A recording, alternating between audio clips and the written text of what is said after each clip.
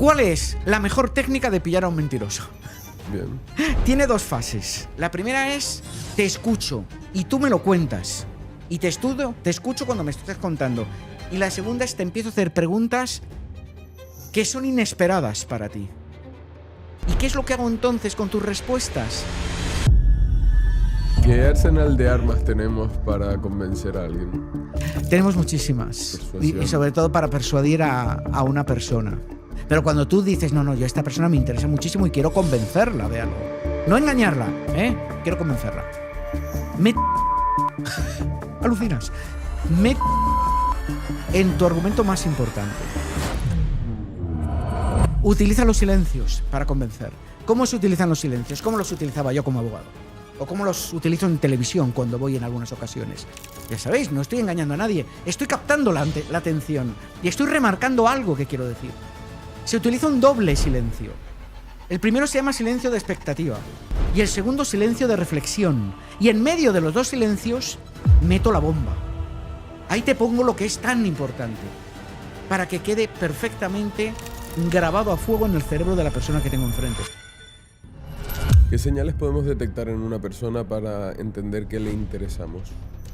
Pues, por ejemplo, algo que refleja mucho el interés en otra persona, por eso a mí me gusta hablar de interés, y ese interés lo abarca todo, no nos confundamos. Puedes tener un interés sexual, un interés emocional, un interés intelectual, cualquier interés. Suele reflejar mucho lo que se llaman posturas eco o posturas espejo. Reflejamos la postura de la persona que tenemos delante cuando estamos en sintonía absoluta con esa persona. Y lo que sí te puedo comentar, hablando del tema del interés, son las 3 señales que yo he llamado del desamor. Si confluyen las 3, cuando antes sí lo hacía, cuando antes sí lo hacía, alerta. Si te gusta el contenido de este canal y quieres que sigamos teniendo acceso a los mejores invitados, suscríbete desde la plataforma donde nos estés escuchando y activa la campanita para que no te pierdas nada. Subimos 2 episodios cada semana. José Luis, bienvenido. Un placer estar contigo. ¿Qué tal? ¿Todo bien? Muy bien, fenomenal. En un ambiente íntimo. Íntimo, ¿verdad? Que haces que está muy bien. Haces que se sienta cómoda la persona invitada. ¿Sabes que por un momento cuando decidí este nombre, Worldcast, al principio, barajé varios, ¿no? Otro nombre para el podcast era El Búnker, pero otro era Contando Mentiras. ¿Ah, sí? Sí, no me digas. No los tuve, o sea, fue uno de, igual tuve 10 nombres, ¿no? Que recuerdo tenerlos en una libretita y uno era Contando Mentiras. Ah, qué bueno, o qué Contando curioso. Mentiras podcast. Dicen que cepilla antes a un mentiroso con cojo, ¿eso es verdad? No. ¿No? O sea que es difícil lo que hace. No. Sí que la mayoría de las personas piensan que a ellos no se la colarían, que solemos decir aquí. Vale. Es decir, que si me cuentas una mentira yo te voy a descubrir. Bueno, pues la ciencia lo que ha comprobado es que ni siquiera las profesiones que están más acostumbradas a escuchar a gente que les puede estar mintiendo, como pueden ser jueces o policías, los resultados son puro azar. 50%. Lo que sí es importante es que saquen información para de ahí poder investigar. Para eso sí es importante. Luego sí que hay unidades que están especializadas. En España, tanto la Guardia Civil como la Policía Nacional, tenemos, los que han sido mis maestros, las unidades de análisis del comportamiento delictivo. Bien, análisis bien. de conducta, que se suelen llamar. Y esas sí, esas saben mucho más. Antes de entrar en materia, me gustaría contar con una presentación por tu parte, José Luis, porque experto en mentiras, en términos generales. No, pero, claro. O es un título que vende, pero... No. Pero ¿cuál es tu especialidad? No realmente? me suelo presentar como expertos en mentiras, ni mucho menos. Yo, como me suelo presentar o como me suelen rotular en televisión cuando voy y demás, es experto en comunicación no verbal. Vale. Soy máster en esa materia, soy experto en oratoria, en retórica, en argumentación, también en persuasión. Y bueno, y tengo ahí 25 años de abogado que siempre han venido muy bien para esto. Súper. Además. Súper. Nada, luego Pero experto en comunicación no verbal, con eso me vale. Bien. Luego entraremos en diferentes temas de comunicación no verbal, pero Te lo decía porque la intención era empezar el podcast hablando de mentiras, que es algo de lo que nunca hemos hablado Claro, aquí, ¿no? fenomenal. Bien. Lo que tú quieras. ¿Dónde acotamos? ¿Dónde empieza y termina una mentira? Es decir, ¿ocultar la verdad es mentir también? Sí, también en parte.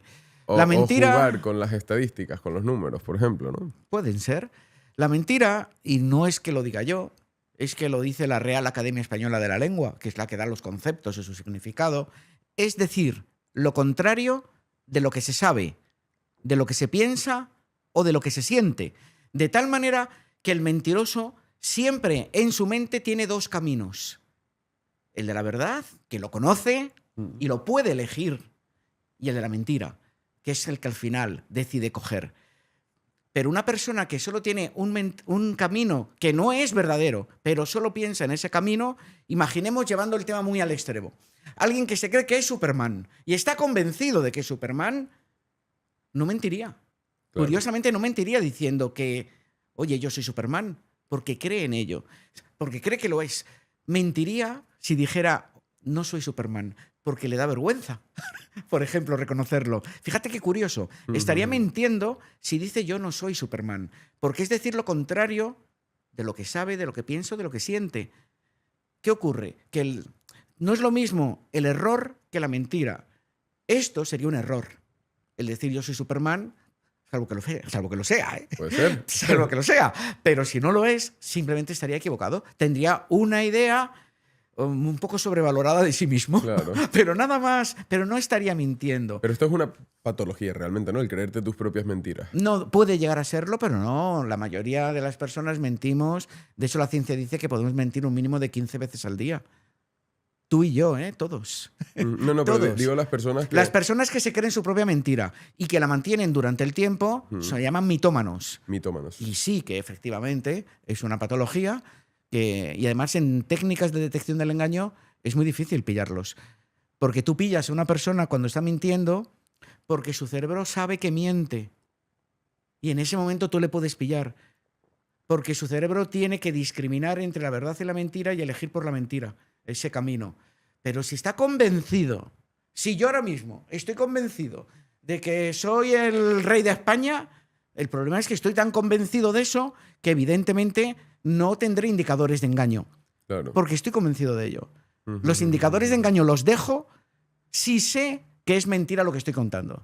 Claro, exclusivamente. Claro, o sea, ahí hay una diferencia clara, ¿no? De decir, Sí. creer que vives en una realidad que no es o vivir permanentemente mintiendo. Que hay casos muy extremos que yo creo que todos Pero tendremos son algún muy caso, extremos. algún caso cerca, ¿no? Son Pero- muy extremos. Luego tenemos un intermedio que son los psicópatas, que esos saben que mienten, pero están muy acostumbrados desde niños a mentir. Entonces son grandes expertos en la mentira también. Claro. Los psicópatas. Entiendo de todas formas que la mentira es algo fundamental y necesario en la interacción social, ¿no? Y tan necesario. Que si no... Y tan necesario como que hicieron una investigación, unos matemáticos, entre dos sociedades ficticias. Una donde nunca se mentía y todo el mundo se decía la verdad directamente así a la cara. Y otra donde se miente como actualmente, como a día de hoy. ¿Cómo se miente a día de hoy? La mayoría de las mentiras son piadosas. La gente confunde la mentira con la intención. ¿Qué ocurría con los que se decían verdades como templos, que podríamos decir? Que esa sociedad se extinguía. Claro. A ver cuántas parejas se mantienen diciéndose la verdad desde el primer día. Y cuántas llegan a tener hijos. Amigos, Con familia, lo cual, todo. esos se extinguen. Yo, en mis cursos y demás, además me gusta provocar, me encanta con el tema de la mentira. Siempre les digo que la verdad está sobrevalorada. Y sin embargo, que la mentira hay que sacar la cara por la mentira en muchos casos. Porque todos la empleamos a diario. Y pongo un par de ejemplos muy sencillos. El primero, que se lo ponía ayer a un curso que estaba dando a la gente, digo, tú imagínate que sales de casa por la mañana y te duele la tripa. Has discutido con tus amigos, con tu pareja, con tu familia, sabes que va a ser el trabajo y que vas a tener una situación complicadísima. Y te encuentras con un vecino con el que no tienes más relación que la vecindad. Y te dice, hombre, Pedro, ¿qué tal? ¿Qué solemos contestar? Bien. Bien, sí. Solemos decir bien. Digo, la primera mentira del día. Eso si no ha habido alguna antes. La gente lo confunde con la intención. Y por eso la gente dice, es muy malo mentir. No es que sea malo mentir. Es malo mentir cuando mientes con mala intención. Para causarle un daño a alguien, por ejemplo. O un beneficio propio contra otra persona. Pero si es para que esto exista normalmente, yo pongo el segundo ejemplo, que me pasó a mí además. Una amiga tiene un bebé, voy a ver al bebé, el bebé era feo como el sol, era muy feo el bebé. Y entonces me lo enseña la abuelita. ¿A qué es bonito? Yo los que me dicen, no, yo nunca miento, les pongo en esta situación. Claro. Y le digo, a ver, valiente, ¿qué le dices a la abuela? Hombre, no, claro, ¿qué le voy a decir? Pero eso no miento. No, sí mientes. Si le dices, sí, es muy bonito, o qué majo, ya estás mintiendo. Pero es para que la sociedad siga fluyendo, siga existiendo. No es lo mismo que el que miente para provocar un daño, que no tiene nada que ver, que es lo que confunde a la gente. Claro, aquí entramos en el concepto de sincericidio, ¿no? Eso, los sincericidios. Pero si un amigo tuyo se compra un coche y llega el pobre todo orgulloso, se ha gastado todos los ahorros, te dice, Pedro, mira qué coche me he comprado, y a ti te parece feo. ¿Qué le dices, joder? ¿Qué le dices? Sí, ¡Qué sí. horror! ¡Qué feo! ¿Cuánta gente no sale de la peluquería? Acabo de salir de la peluquería. ¿Qué le dices? ¡Qué guapo, qué guapa! ¡Qué bien te han dejado! Y a lo mejor te parece fatal. Todo eso son mentiras. Claro. Pero eso no son malas mentiras. Yo las denomino mentiras benevolentes. Se las llama piadosas. ¿Y qué es lo que consiguen? Que esto funcione. Claro. Por cierto, si algún amigo mío se compra el Ferrari nuevo que acaba de salir eléctrico, ya le digo desde aquí que me parece feo. Bien. ¿Cómo categorizarías los tipos de mentiras? Porque hasta ahora tenemos piadosas y mentiras que van al engaño, ¿no? A la Sí, estafa, a conseguir un... Son las principales, ¿eh? Claro, estas dos, ¿no? Son las principales. O sea- Sí, para no complicar a nuestra audiencia y Bueno, y demás. luego estarán las mentiras que nos decimos a nosotros mismos. Bueno, también pueden estar nuestras propias mentiras. Pero ¿hasta qué punto es una mentira? Si yo sé que no es verdad. Ya sabes, mentir es decir lo contrario, lo que se sabe, lo que se piensa, lo que se siente. Si estoy convencido de algo que me estoy diciendo a mí mismo, aunque no sea verdad, pues a lo mejor lo que estoy es equivocado. Si yo, que mido unos 67 o por ahí más o menos, digo, ¡buah! Yo creo que mido 2 metros. Y estoy convencido. Me he levantado esta mañana muy tonto y estoy convencido de que mido 2 metros. No estaría mintiendo en ese caso. Sí, entramos en configuración mental, ¿no? En Es visualizar. muy fácil la diferencia. ¿Sabes que mientes? Esa es la pregunta clave. Si sabes que no estás diciendo la verdad, estás mintiendo. Por eso lo que tú me decías al principio, el ocultar una parte de la información, es lo que se denomina habitualmente engaño, que abarca todo lo que es la mentira más la ocultación. Vale. Y entonces eso ya entramos en el terreno también del engaño. Yo al final, para no complicarnos, a todo lo llamo o mentira o engaño. Sí. Lo utilizo como sinónimos para no complicarnos la vida. Comúnmente. Bien. Vamos a entrar en el terreno de cómo detectar una mentira. Entiendo que esto será información de más útil en el momento en el que nos enfrentamos a mentiras que pueden hacer daño, no las mentiras piadosas, pero las mentiras piadosas es que incluso mejor no dejarla pasar. Mejor, si muchas veces queremos que nos mientan. Sí, si vas a enseñar a tu bebé y no está convencido, no empieces a explorar los pies, los ojos y las manos de No, la otra persona. no. Pero bien, ¿cómo podemos... ¿Dónde hay más información? ¿Dónde se nos...? Por todos lados. Sí, pero no podemos decir, por Aquí- ejemplo, que los ojos, la mirada, algo, las manos. Aquí tengo una buena y una mala noticia. Vale. Vamos a empezar con la mala, que además es más breve. No existe ninguna pista única que te pueda llevar a la mentira. Ninguna. Esos que dicen que si hago tal o cual cosa, o si miro de tal manera, o si no miro de tal otra, es que están mintiendo. Eso no es verdad. Eso la ciencia no lo ha comprobado ni mucho menos. Yo en los cursos de detección del engaño que imparto siempre les digo, metafóricamente, os voy a regalar el álbum de la mentira. Un álbum imaginario de la mentira. Y hoy en este curso os voy a dar muchísimos cromos para ese álbum. El álbum nunca va a estar completo. Claro. Pero cuantos más cromos tenga el álbum, más cuidado debes de tener. Porque más fácil es que te puedan estar engañando. Pero nunca, jamás, habrá un 100% de seguridad. Esa es la mala noticia. Vale. Que nunca va a haber un 100%. La buena noticia es que sí que hay indicadores, tanto de lenguaje, porque nos comunicamos por el lenguaje de manera distinta, como de nuestra comunicación no verbal, que nos puede hacer pensar de que aquí pasa algo. Yo a mis alumnos siempre les digo lo mismo. Te tienes que grabar esta frase en la piel, te la tienes que tatuar. Aquí pasa algo. Pero no te tires a la piscina de la mentira, porque pueden pasar muchas cosas. Igual es vergüenza, igual está equivocado, yo qué sé. Pueden pasar muchos escenarios. Pero que aquí pasa algo, sí. Cuando la persona cambia. La clave son los cambios. La clave no es lo que la persona hace. Es más importante lo que la persona deja de hacer. Por ejemplo, los extrovertidos, habitualmente, entrando en la comunicación no verbal, solemos gesticular bastante con nuestras manos. Se llaman gestos ilustradores y cuanto más convencidos estamos de algo, más movemos nuestras manos. Hablamos de personas más extrovertidas. Otras personas que son más introvertidas no las mueven, no pasa nada. Cada uno somos como somos, ¿eh? No pasa absolutamente nada. Entonces, ¿qué ocurre con un extrovertido que de pronto le empiezas a preguntar algo, un tema delicado, y se congela corporalmente? Pues es un indicador de engaño, pero es solo un indicador. No es un 100% seguro de que me está mintiendo. ¿En qué se basa? En que el cerebro, cuando tiene que construir una historia que le cuesta, que no cree en ella, porque en su cerebro tiene dos historias, la verdadera y la falsa, a la verdadera la tengo que amordazar para que no salga. Y lo que hago es construirte la falsa, sobre todo si te la tengo que construir en vivo y en directo. Todos los recursos cerebrales van a la historia, de tal forma que estas manitas se congelan. Nuestro cuerpo se congela e incluso parpadeamos menos también. Todo el cerebro se centra en la película, que le podríamos llamar. Pero cuidado, que puede venir provocado por otras situaciones. Damas y caballeros, llevo casi 2 años viviendo en República Dominicana y es un país en el que he descubierto un destino de inversión muy interesante. De hecho, yo mismo me he comprado ya 4 propiedades y por eso decidí fundar Casa Caoba, un vehículo de acompañamiento a la inversión en las zonas con mejor perspectiva de futuro en Dominicana. Al final, estar allí junto a mi equipo nos permite entender las reglas del juego local, filtrar las mejores oportunidades y saber qué proyectos están respaldados por constructoras y desarrolladoras con reputación impecable, algo que es fundamental para evitar disgustos con tu inversión. Además, todas las propiedades que ofrecemos tienen Confotur, es decir, están sujetas a una ley que te exime del impuesto de transferencia por una parte que sería del 3% en el momento de la compra y del IPI durante 15 años, el impuesto anual sobre la propiedad que sería del 1% anual, el equivalente al IBI. Repito, exención durante 15 años. Lógicamente, esos impuestos que te ahorras pasan a ser parte de tu rentabilidad.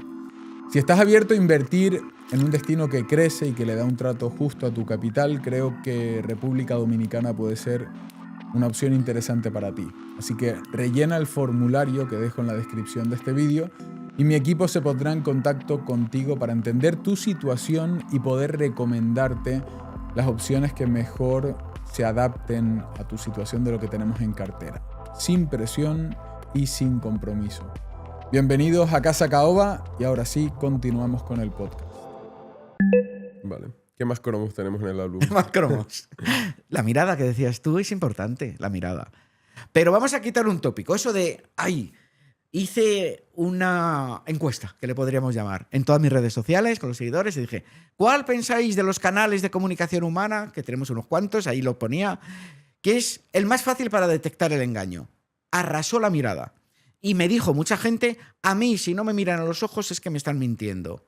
Falso. Falso. No es verdad. Claro. La gente tímida te mira poco a los ojos. Mira, una persona que seguramente que le conoce todo el mundo, Leo Messi, es muy famoso, es jugador de fútbol, es muy famoso. Él es bastante introvertido, bastante tímido. En las entrevistas, con el entrevistador, lo que hace es lo que voy a hacer yo ahora. Te miro, la bajo. Te miro, la bajo. Y sigo hablando y la mantengo baja. ¿Entonces estoy mintiendo? No. Yeah. Es mi manera de ser. El extrovertido suele clavar más tiempo la mirada en los ojos del otro. ¿Qué es lo importante? Cuando te la quite. Pero eso significa que te esté mintiendo. No tiene por qué. Porque igual es una pregunta que me provoca un sobreesfuerzo a nivel cerebral. Y eso me provoca que te quite la mirada de los ojos. O sea que es muy importante tener el contexto de esa persona en una situación normal para ver lo que cambia. Exacto. Has definido perfectamente lo que se llama la perfilación directa de personalidad. Si quieres cazar si una persona puede, y se puede con mayúsculas, te puede estar mintiendo, tienes que tenerlo perfilado. Y eso se tardan 5 minutos, ¿eh? La perfilación son 5 minutos. Invítale un café. Bajas abajo al portal y subes con él, charlando en el ascensor, y pregúntale. Tú siempre le preguntas. Las preguntas tienen que ser abiertas. Diferencia entre una pregunta abierta y una cerrada. La pregunta cerrada, ¿llevaba un pantalón vaquero? ¿Sí o no? La pregunta abierta, ¿cómo iba vestido? Es decir, que se lo tenga que trabajar la respuesta a la persona que está contestando. De tal manera que el cerebro tiene que construir una historia. Como lo primero es hablar del tiempo, o hablar de si has venido en metro, has venido en coche, o cualquier otra cosa, o dónde te vas a ir de vacaciones, ahí la gente lo normal es que te diga la verdad, con lo cual ahí le estás perfilando. ¿Qué me voy a fijar? Me voy a fijar en si eres más, yo lo llamo bailón. ¿Qué significa? Si eres más gestual, de más movimiento de manos. Si eres de mirada directa, si eres de acercamiento corporal, si eres de autocontacto físico, por ejemplo, que luego podemos hablar de eso, que es interesantísimo, el autocontacto físico. Si eres de hablar más alto o más bajo, en el volumen, si la velocidad eres de acelerarte o de hablar más despacio. Y una vez que te tengo perfilado, pasamos al momento importante de la entrevista. ¿Qué es lo que voy a estudiar? Si me rompes lo que es tu patrón de comportamiento habitual. Y si me lo rompes, ya sabes, aquí pasa algo. No pasemos de ahí todavía. ¿Qué pasa? ¿No significa que no me miente? No, no vayamos a los extremos. Es una hipótesis de trabajo, pero no la única. Claro, porque, por ejemplo, esto que decías se nota mucho en los invitados en este podcast. Hay invitados que te miran fijamente en todo momento de la entrevista a la cara. Invitados que van mirando al suelo, responden mirando a la mesa, responden mirando arriba y van cambiando, ¿no? Entonces, sería fijarse si el invitado que te mira todo el tiempo, de repente mira a un lado, mira al otro. Rompe. Pero igual no significa que esté mintiendo, No. sino que le incomoda la pregunta, no se acuerda, tiene que ser un mayor... pensar la respuesta, simplemente. Vale. Recordar exige dejar de mirar a los ojos a la otra persona. Esto es muy fácil. Algo que invito a todas las personas que en este momento nos escuchen o nos vean. Que le pregunten a alguien cercano, oye, ¿tú te acuerdas en este último restaurante que estuvimos comiendo, argentino, chino, italiano, de lo que sea? Oye, ¿cómo estaba decorado? ¿Tú te acuerdas cómo estaba decorado? Y que se fije en la mirada. Va a comprobar cómo esa mirada se pierde. Esa mirada va a lanzarla. Hacia arriba, hacia abajo, hacia un lateral. Me da lo mismo. Pero va a dejar de mirar a los ojos directamente. Una mirada directa a ojos te atrapa tanto la atención que te dificulta el recuerdo. Pero es que necesitas. De hecho, es un indicador de engaño que no te quiten la mirada en algunas respuestas que no sean muy fáciles. En una respuesta que te obliga a recordar, lo fácil es que en algún momento te vayas, aunque sea un mínimo microsegundo, pero te vas para recordar. El hecho de una persona que no te quita la mirada es que la respuesta la puede traer preparada de casa. Y puede ser que la traiga preparada porque se imagina que le van a preguntar eso y ya la trae construida, o puede ser que diga, no, le voy a engañar con esta película y por eso no te quito la mirada tampoco. Pero no estoy acudiendo al recuerdo. Y eso hace que no te quite la mirada. Luego hay miradas que sí que delatan el miedo. El miedo porque puede ser que estén mintiendo o puede ser que les dé vergüenza. ¿Qué son? Lo que hago yo ahora. Miradas laterales, son miradas de huida, que se llama, miradas de escapatoria. Si hay una puerta o una ventana a la vista, solemos lanzar la mirada hacia por donde puede escapar el cuerpo, que es el cerebro. Al final el cerebro es lo que conduce al cuerpo hacia los diferentes sitios. Por donde yo sé que puedo escaparme, hacia ese lugar conduzco la mirada, hacia un lugar que creo que me puedo ir por ahí. Lo hago de manera automática, no me doy cuenta. Esto es lo maravilloso de la comunicación no verbal, que la mayoría del tiempo se filtra y escapa de mi control. A la hora de interpretar miradas, porque, o sea, he escuchado algunas veces que según el lado del cerebro que estimula pues, la memoria o la creatividad... Lo dice la PNL. Claro, si tienes que ir a buscar un recuerdo, miras a un lado. Si tienes que inventar miras al otro. Si miras al suelo, entiendo que esto es más propio de personas que a lo mejor sienten vergüenza, introvertidos, ¿no? Interpretas también la mirada, entiendo, ¿no? Muchísimo. La mirada es muy importante. Vale. ¿Qué información sacas ahí? Primero, vamos a eliminar el tópico, porque la ciencia, no es que lo elimine yo, que yo no valgo nada. El tema es que me documenté para mi segundo libro, el de Miénteme si te atreves, me documenté en muchísimas investigaciones científicas que además eran todas unánimes. No es verdad que desviemos la mirada hacia la derecha o hacia la izquierda si estamos recordando o estamos inventando. Hostia, vale. No es verdad. Con lo cual eso nos lo vamos a quitar. Es mucho más importante estar estudiando a la persona que tengo enfrente y saber si me cambias en tu conducta. En este caso, en tu conducta de mirada. Porque aquí podría pasar algo, simplemente. No seamos radicales llegando a conclusiones en este tema tampoco. Pero tampoco lo dejemos pasar. Lo que dicen siempre, que en el equilibrio está la virtud. Pues eso es lo que tenemos que ser. Buenos observadores, pero sin llegar a conclusiones precipitadas nunca, nunca. Y luego esas miradas que has dicho tú hacia abajo se llaman miradas bajas con distanciamiento. ¿Qué significa?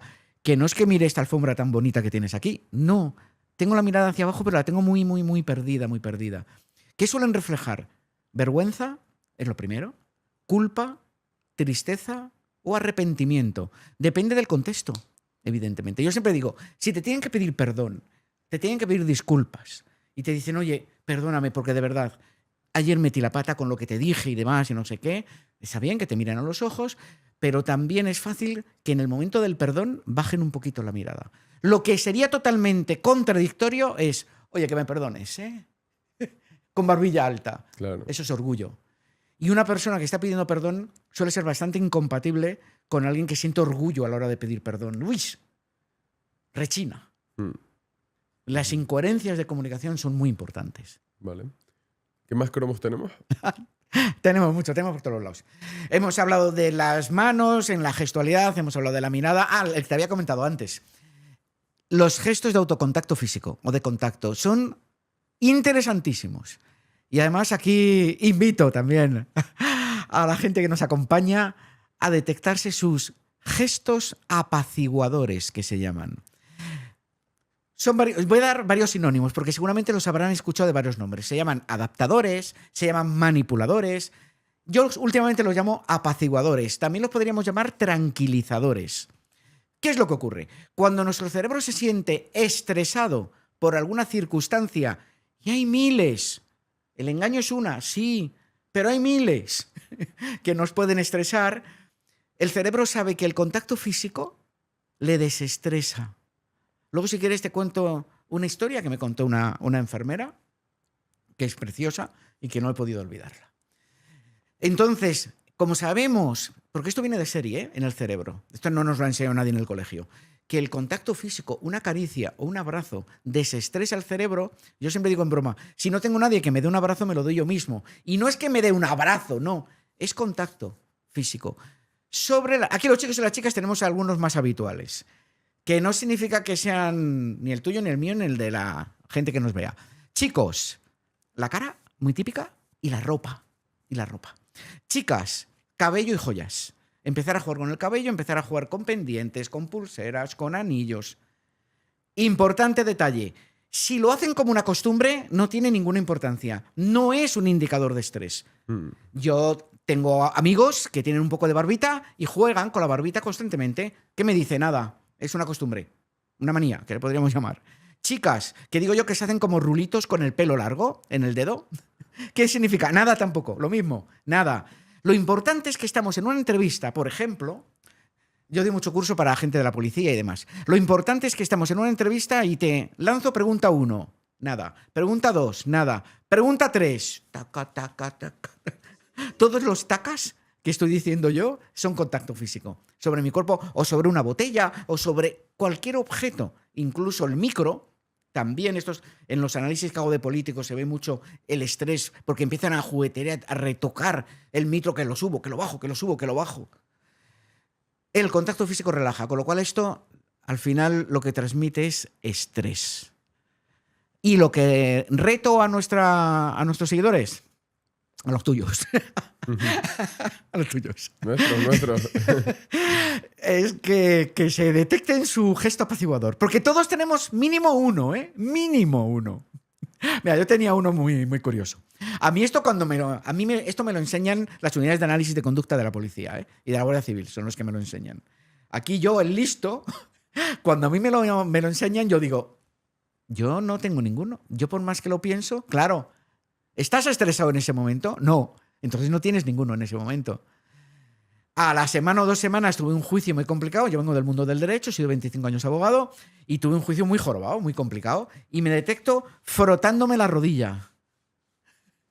Frotándome lo que es la pierna, de arriba abajo. Y digo, ¡ay, va! Es verdad. Este es mi apaciguador. Es cierto, ahora recuerdo que cuando yo estoy más estresado me empiezo a frotar una pierna. Y si estoy muy estresado me froto a las 2. Me lo he quitado. ¿Pero qué ocurre cuando te quitas uno? Que el cerebro te lo sustituye por otro. Y yo ahora sé cuál es el mío. Pero pasa más desapercibido, con lo que le dejo que viva conmigo tan feliz. Invito a nuestra gente a que se detecte los suyos y detecte los de su entorno. Es muy importante saber cuando la persona que tienes delante puede estar algo estresada, porque a lo mejor le estás contando algo y no se lo estás contando bien, o se lo puedes contar de una mejor manera para que te entienda mejor, para convencerle mejor, para que no tenerle en tu contra. Tenemos muchas posibilidades. Nos está lanzando mensajes constantemente el cuerpo de la persona que tenemos enfrente. Solo tenemos que leerla. Y yo invito a la gente a que lean a las personas a todas horas, porque además es un ejercicio maravilloso y divertido. Ahora me contarás sobre eso, pero quiero hablarte de los micropicores, que es un tema que se habla bastante. El tema del picor en la nariz, tocarse la nariz al mentir o cosas así. Que no. No. Que no. Yo sé que hay gente que, vamos, yo me conozco muchísima gente que lo dice, ¿eh? Y oye, allá cada uno con su punto de vista y las investigaciones científicas que lo respalden. Yo lo que te digo es que esto es un apaciguador. Al final podemos llegar a lo mismo, ¿eh? O sea, puede ser propio de una persona, pero ¿Puede ser no propio de una necesariamente- persona que te puede estar mintiendo? Sí. Sí. Pero esto es como decir, los futbolistas juegan al fútbol en pantalón corto. Sí. Con lo cual, yo cada vez que veo a una persona con pantalón corto, es un futbolista. No. Claro. No. ¿Una persona que miente puede estarse tocando la nariz? Sí. Pero toda la gente que se toca la nariz no te está mintiendo. Y menos en época de alergias. O le pica. O directamente. Seguro que mucha gente que nos esté viendo ahora se está tocando la nariz. No hay nada como decir, ¿hay cómo me pica la nariz? Para que la gente empiece a rascarse la nariz. 100%. Es un tema de imitación del ser humano, que tenemos la tendencia a imitarnos. Y, oye, que nos están escuchando, que no está mintiendo nadie. No seamos radicales. Es lo único que yo pido. No seamos radicales en las conclusiones. No existe, joder, ojalá fuera así de fácil, ningún gesto, ni ninguna mirada que digas 2 más 2 igual a 4. Si se toca la nariz, me está mintiendo. Matemático. No, hombre, no. ¿Y si Claro. le pica? ¿Y si tiene algo por ahí? Claro. ¿Y le pica la nariz? Entiendo que las líneas son grises muchas veces, porque lo que decías de los rulitos del pelo, igual es que quiere Claro. ligar contigo también. Claro. Es un apaciguador, puede serlo, ¿eh? Un apaciguador. ¿Qué es lo que ocurre? Que no es que lo haga porque quiere ligar contigo, es que a lo mejor está un poco estresada la persona porque sí que le apetece tener una relación más íntima contigo y eso a su cerebro le puede estar estresando. Salvo que considere una estrategia su cabello y quiera que te fijes en su cabello directamente. Y que... Yo este ejemplo lo puedo poner mal.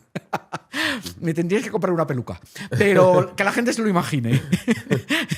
Que se piense que yo tengo una melena rubia rizada preciosa y digo, mira, que se fije en mi melena rubia rizada. Y empiezo a jugar con el pelo como una estrategia para que te fijes en ello. Pero ya ahí andamos con otra historia. Es una técnica de persuasión, evidentemente. Jugar con los elementos del cuerpo de lo que tiene uno. La anécdota. ¿Quieres que te cuente la anécdota de la enfermera? Sí, Que igual sí. se nos ha quedado la gente diciendo, ¿qué le habrá pasado con la sí, enfermera? sí, claro que ¿Qué le sí. habrá pasado con la enfermera? Esta tarde, de hecho, voy a dar también una charla, una conferencia para enfermería oncológica. O sea, enfermeras que están con gente con cáncer. Muy bonita, me entusiasma ayudarles. Ese fue un congreso que di en Alicante. También de servicio de emergencias y urgencias de España. Y me invitaron a dar una conferencia. Cuando hablé del contacto físico y de los apaciguadores y de cómo calman. Cuando acaba la conferencia, baja una chica y me dice, mira, yo soy enfermera, suelo ir en las UBIs. Atendí, José, no lo he contado todavía y se me está poniendo la carne de gallina. Atendí un accidente de tráfico muy grave.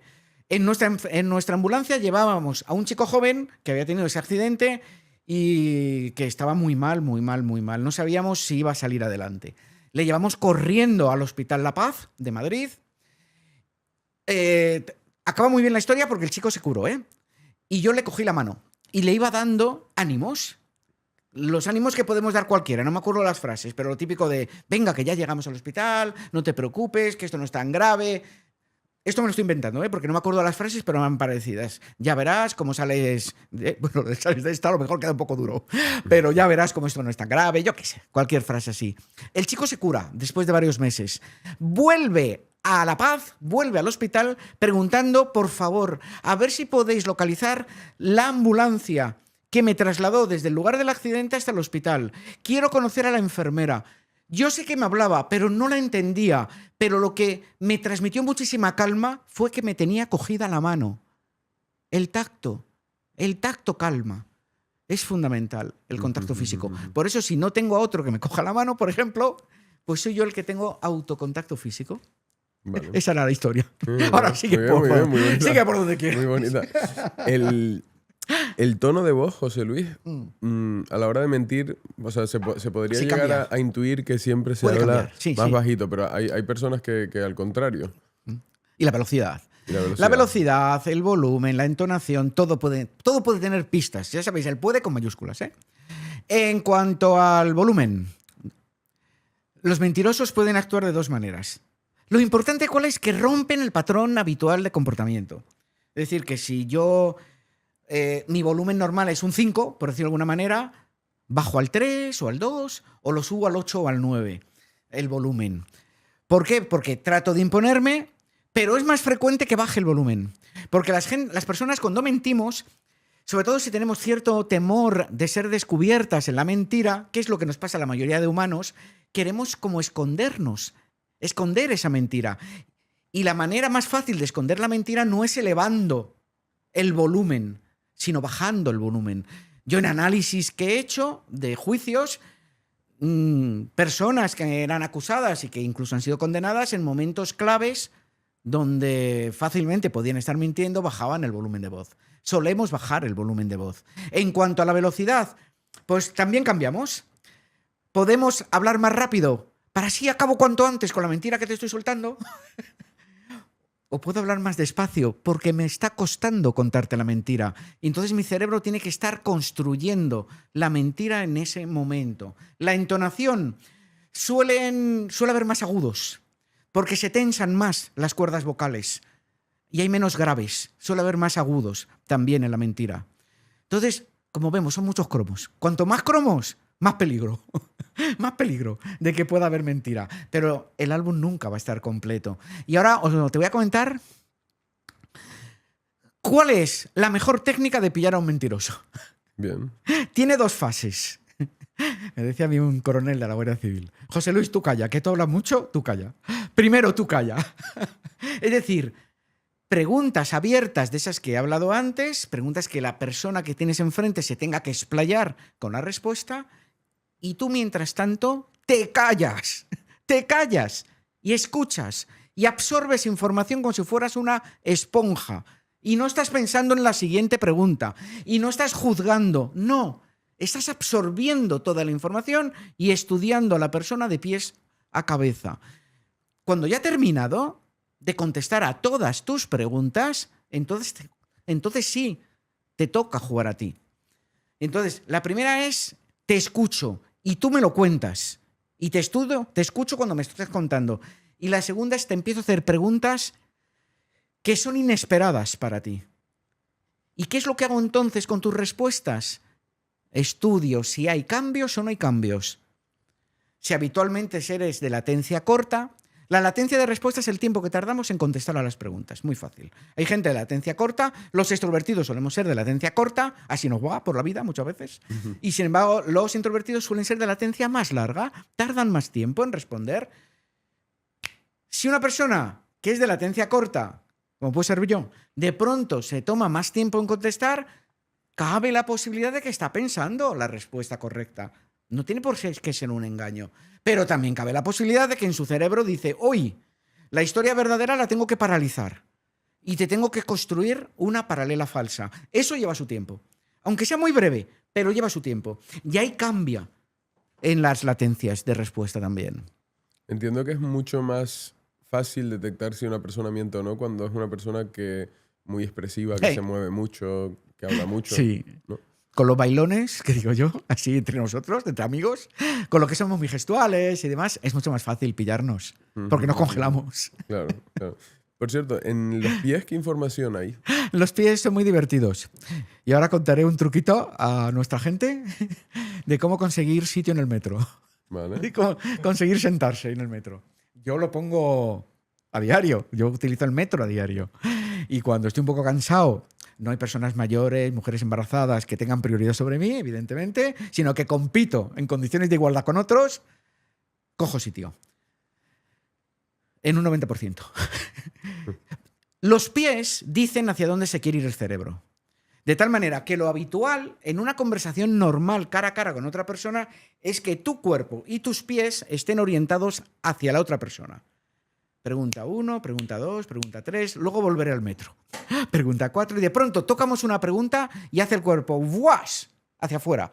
O si el cuerpo lo controlo, los pies están tan lejos que los perdemos de vista. Tiran para afuera, habitualmente hacia puertas. Que eso ya servirá como pista para lo del metro. Habitualmente hacia puertas. Bueno, pues que no nos pase desapercibido, porque es fácil que en ese momento el cerebro de la persona se quiera marchar. Porque le ha inoportunado la pregunta, le ha fastidiado la pregunta, o la tiene miedo. Es una hipótesis de trabajo. Igual resulta que se acaba de acordar que ha quedado con un amigo. Y dice, adiós, que he quedado con un amigo para ir al cine y creo que llego tarde. Y entonces el cerebro, ¿qué es lo que quiere? Marcharse. O sea, no tiene por qué estar mintiendo, pero sí que es una hipótesis de trabajo, la mentira. Y en el metro me fijo en los pies. Y cuando veo que una persona, vamos a llegar a una estación de metro y veo que hacen los piececitos ¡whip! Y se dirigen hacia una puerta, me pongo cerca. En la mayoría de ocasiones la persona se levanta. Que eso no significa que aquí todo el que se levante mueva los pies. Que ha habido gente que me ha dicho, yo voy en el metro y hay gente que se levanta y no mueve los pies. Toma, claro. No todos mueven los pies. No, pero si ves a uno que mueve los pies dirigiéndolos hacia una puerta y todo lo demás permanece igual y puede estar whatsappeando incluso, ponte cerca. Que tienes muchas posibilidades de que se levante en la siguiente. Entonces me decías que te encantaba ir analizando a personas en el metro. Entiendo Leyendo. que no solo para coger sitios, sino que, No, ¿en eso qué es lo de menos. ¿En qué te fijas y qué tipo de información en un entorno así donde ni siquiera están hablando? En el metro. Es maravilloso el metro. ¿Qué encuentras en el metro? El metro es un lugar maravilloso para el entrenamiento. De hecho, que lo comentábamos antes. Y yo lo hago por vicio.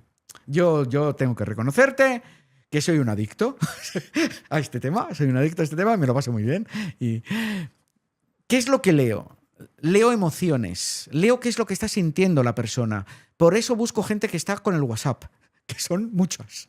Que son muchas Mayoría. en el metro. La gente está escribiendo y está leyendo. Y yo lo que estoy leyendo en la cara de la persona, porque ahora podemos entrar a ver cómo reconocer emociones en la cara. Leo si le ha alegrado, si le ha enfadado, si le ha entristecido. Y mucha gente dirá, ¿y a ti qué más te da? ¿O a ti qué te importa? Tienen razón. No se la voy a quitar. Pero me gusta.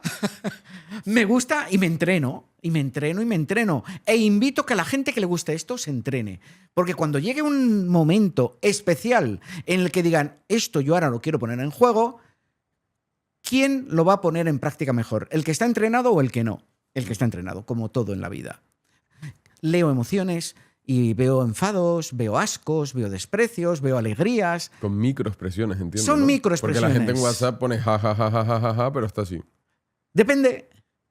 Pueden ser ja, ja, ja, ja, y te lo pongo porque estás esperando que me ría, pero me da lo mismo. Te pongo ja, ja, ja, ja, pero eres un imbécil, estoy pensando. Microexpresión de ira. Claro. Ahora podemos contar cómo cazarlos. Bien. Microexpresión de ira o ja, ja, ja, y hago una sutil sonrisa. Le está haciendo gracia. Hay una coherencia en el mensaje. Yo te reconozco que hay muchas veces que me gustaría ponerme al lado y leer. Claro. Pasa es que mi adicción no llega tan lejos. Soy cotilla, lo reconozco también, soy cotilla. Pero no llego a tanto como a ponerme al lado y decirle, oye, ¿qué estás poniendo? ¿Qué estás leyendo? Claro. Pero no por falta de ganas. Te lo imaginas. Vale, entonces, ¿cómo leemos la cara? La cara. Emociones en la cara. Hay 7 emociones básicas. 6 en las que todos los científicos están de acuerdo, que son innatas y universales, ¿eh? Es decir, nacemos con ellas, por eso son innatas, y universales. Me da lo mismo que haya nacido en España, en la República Dominicana, en la China, en África, en Estados Unidos. Me da exactamente igual, porque esto proviene de la evolución del ser humano. Y hay una 7ª que los científicos discuten si es innata o es cultural. Es decir, si hemos nacido con ella o la hemos aprendido. Mira, que a nuestros efectos me da igual. Lo importante es que la gente sepa cómo reconocerlas. La alegría. Empezamos por la graciosa. La alegría, las microexpresiones. Bueno, aquí tengo una buena y una mala noticia que dar a nuestra gente. La buena noticia es que lo van a poder detectar siempre. Con conocimientos, es decir, con formación y con práctica. A eso el metro también. Y con práctica. La mala noticia es que las microexpresiones es cuando la persona no quiere ser detectada. no quiere que le pilles, que está enfadada, que está contenta, que está triste, que le da asco lo que le has dicho. Y la parte racional del cerebro dice, cuidadito, que no te pille, que no se entere de que te ha alegrado o de que te ha enfadado. La parte emocional se va a disparar siempre antes, siempre se dispara antes. Es más primitiva en el ser humano la parte emocional. Yo la comparo a las cosquillas, para quien tenga cosquillas. Te tocan en el punto y saltas. Así son las emociones, saltan. Y la parte racional tiene que pensar un poquito, con lo cual siempre llega más tarde. Y es la que pone freno. Entonces, ¿la mala noticia cuál es? Que lo vas a poder ver siempre, pero cuando la parte racional trata de poner freno, lo que la ciencia ha comprobado es que las microexpresiones duran en torno a 1/4 de segundo. Son rapidísimas, pero te lo garantizo que con práctica las cazas. Y cuando las cazas, la vida cambia por completo, porque obtienes mucha más información. Volviendo al tema, la alegría, las microexpresiones, una macroexpresión vas a ver la activación de 2 músculos. Esto lo que hace el cerebro es activar músculos en la cara. Viene de cuando no utilizábamos el lenguaje para comunicarnos. Y llevamos 2.400.000 años aproximadamente con ello, ¿eh? El lenguaje verbal unas 200.000 años. Fijaos si hay diferencia entre un lenguaje emocional, que es la comunicación no verbal, y el del rostro, y uno verbal. Activa 2 músculos, la alegría. Uno en los ojos. Se nos achinan los ojos y crean unas arruguitas laterales. Y los labios suben por los lados de las mejillas. Esos 2 músculos los activa el cerebro cuando está feliz, cuando está contento. Pero cuando es una microexpresión, eso.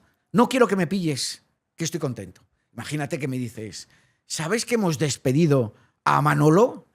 Y yo odio a Manolo. Estaba deseando que despidiéramos a Manolo. Mucho has tardado en despedir a Manolo. Mi cerebro, ¿qué va a sentir? Alegría. Porque estaba deseando que le despidieras a Manolo. Que nos lo estamos inventando el nombre. Me lo estoy inventando yo. Y luego te puedo decir, ay, pobre Manolo, con lo majo que es. Ahí llega el lenguaje políticamente correcto. No nos fiemos muchas veces de las palabras cuando se contradicen con la expresión facial. Ahí va a haber una microexpresión de alegría. Y en la microexpresión los ojos no se mueven. El músculo de los ojos llega a tiempo, el cerebro de paralizarlo. Pero lo que no llega a tiempo es los labios. Los labios van a hacer un plix.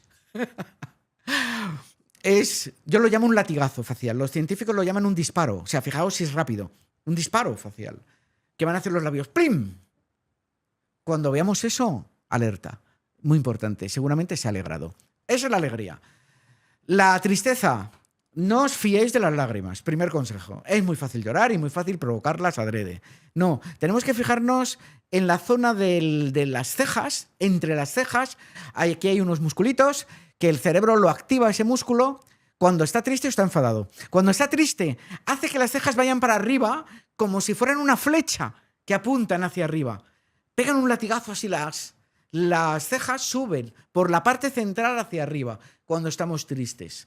Fijaos a partir de hoy en cualquier situación, en la tele o donde sea, y alguien cuente un impacto emocional de tristeza, sobre todo si lo cuenta por primera vez, ¿eh? Si lo ha contado 20 veces, es fácil que no vemos nada, salvo que sea muy fuerte. Pero si lo cuenta por primera vez, salta. Las cejas para arriba, tristeza. Las cejas para abajo. Es una canción. Las cejas para abajo, ira. Es como si fuera una V. La flecha ya no apunta al techo, la flecha apunta al suelo. Cuando nos enfadamos y nos provoca un latigazo de ira, las cejas hacen ¡pum! Y pegan un latigazo por la parte central hacia abajo. ¿Qué hacer en una reunión que tengamos importante? Os lo cuento con una historia. Estaba yo con una amiga, Isabel, se llama mi amiga. Yo la había preparado muchísimo para unas entrevistas de trabajo, la cogen en la empresa y me invita a comer, ella muy maja. Y estamos comiendo y yo no puedo evitar estar leyendo quién tengo enfrente. Lo hago de manera inconsciente, completamente inconsciente. Tú no tengas miedo. Luego te pediré el informe de lectura luego, ¿eh? No tengas miedo. Es una broma. Y entonces estaba comiendo con ella y le hice las preguntas que le podemos hacer cualquiera. Oye, ¿qué tal tu nuevo trabajo? Pues muy bien, fenomenal, muy contenta. ¿Tus compañeros? Pues muy majos. Había coherencia, todo lo que me decía con palabras, su cara lo confirmaba. Muy bien, muy bien, muy bien. Hasta que le hago una pregunta. ¿Qué tal tu jefe? ¡Guash! Latigazo con las cejas por la parte central hacia abajo. Microexpresión de enfado. ¿Y qué me dice? Nada, pues muy majo. Muy bien. ¿Qué es lo que yo aconsejo? Y por eso lo comento esto con nuestra gente. Yo aconsejo tomar nota. Yo en ese caso, como es muy amiga mía y había pasado por mis cursos, además, no solo tomé nota, sino que seguí adelante. Porque tenemos que seguir adelante para confirmarlo, que lo que yo he visto es correcto. Cambiemos de tema. Lo primero, oye, ¿los viernes por la tarde los tenéis libres? Que hay muchas empresas que lo dan libres. Sí, lo tenemos libre. Oye, ¿tienes ventanas que den a la naturaleza o a algún lado? Pues no, tardas mucho en llegar. Y cuando está más descuidada... Bueno, cuéntame cómo se llama tu jefe. Hoy, ni más ni menos. El nombre propio. No hay nada que provoque unas emociones más intensas que pronunciar los nombres propios. Nada. Nada. Ahora hablaremos de los nombres propios. ¡Wash! Latigazo de las cejas otra vez. Esto ya no era una micro. Esto era una super macro expresión. Ahí me paro. Que en la vida real, lógicamente, lo que hacemos es tomar nota. Tenemos lo que se llama un patrón de comportamiento. Cuando he tocado 2 veces el mismo tema, la cara me ha respondido activando el mismo músculo 2 veces. Y es el de la ira. Entonces yo a mi amiga sí que lo confirmé. Como es muy amiga, le dije, ¿qué te pasa a ti con tu jefe? No, nada. ¡Buah! No hay nada que más me ponga, que me lleven la contraria en algo que estoy viendo. ¿Qué te pasa algo? Cuéntamelo, venga. Si no se va a enterar nadie. Lo estoy contando en todos los lados. Pero no doy su apellido, ¿eh? No doy su apellido. Solo su nombre y seguro que es muy maja y seguro que le haría gracia. Además a mi amiga Isabel. Sí, que mi jefe es muy pesado. Y que desde el primer día lo quiere todo para antes de ayer y que no sé qué, y que me presiona muchísimo. Y no, claro, ya cuando el humano se suelta del todo. Claro. Lo bonito es que primero me lo había dicho la cara. Porque lo normal es que no le digamos al otro, te he visto esto, lo otro, eso no lo vamos a hacer nunca. Yeah. Pero sí vamos a tomar nota, que es lo que yo aconsejo. Esa es la ira. Llevamos la alegría, la tristeza y la ira. En la sorpresa, nuestros ojos se abren como platos. Esto proviene de la era de las cavernas, de cuando a nuestro cerebro veía algo que le sorprendía y el cerebro le pide a los sentidos, dame la máxima información posible y dámela en el mínimo tiempo. ¿Qué hacen los ojos? Que es lo que más capta información del entorno, se abren mucho para captar información.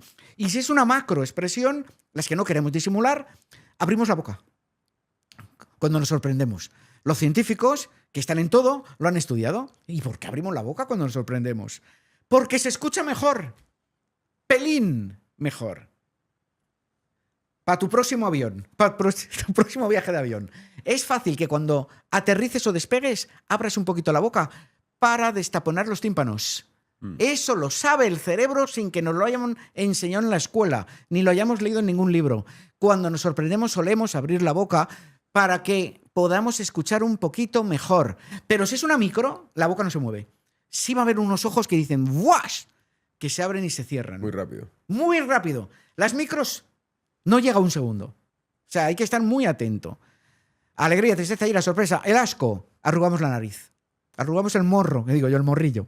Entonces lo que hacemos es contraer la nariz porque proviene de alimentos que están en mal estado y huelen mal. Y el cerebro se ha intentado defender cerrando la nariz. Y como no la sabemos cerrar un poco un lado contra el otro, lo que hacemos es encoger la nariz para que entre mínimo olor al cerebro.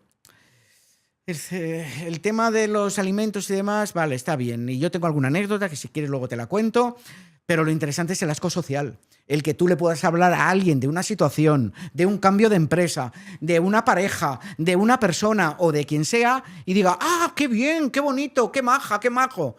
¡Fas! Mientras que arruga la nariz. ¡Uy! ¡Uy! Pues su cara me dice asco en ese momento.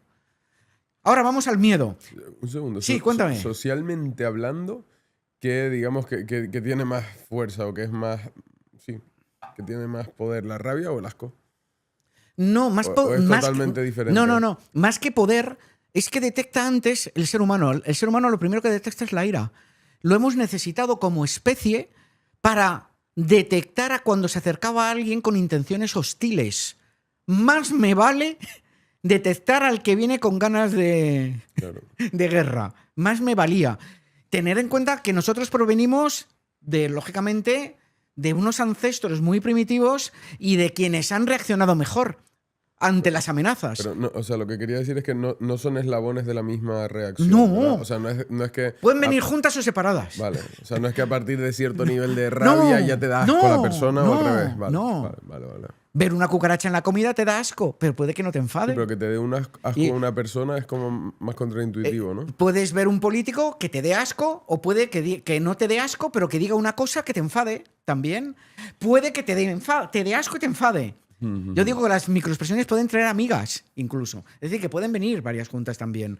Pero no son que primero aparezca una y luego aparece la otra. No, no, no, no. Cuando aparecen juntas. O aparece una sola. Y luego, otra cosa antes Sí. de continuar, que te corté. Nada. Hay una serie de... Play to me. De gestos. Ah, no, creí que iba a decir una serie gestos que entiendo que son de simplemente televisión. aprendidos como icónicos, ¿no? Porque no tienen ningún tipo de sentido. Es decir, una persona, por ejemplo, que ante una situación de mucha rabia o de pelea, la de morder la lengua, sacar la lengua y morderla es la peor posición de tu lengua. Eso porque es la peor te posición. dan un golpe y te dan un y golpe la y te la muerden. quitan. Claro. Eso es lo que está. El tema de la lengua. Esto se aprende de las películas, ¿no? Imitación, es algo... Sería prácticamente un gesto apaciguador, ¿eh? Es decir, el estrés de la rabia, que te puede provocar estrés, te puede hacer sacar la lengua y hacer cosas raras con la lengua. Vale. Eso proviene del estrés. Sin embargo, el gesto que tú has hecho, acompañando lo que era cerrar el puño, Eso sí. eso es evolutivo, a Claro. lo bestia. Claro, claro. El ensanchar las fosas nasales, que no lo hacemos adrede, es evolutivo. Es para coger más aire, dado que lo vamos a necesitar en una pelea. Aunque no nos vayamos a pelear con nadie, solo de palabra, o ni siquiera.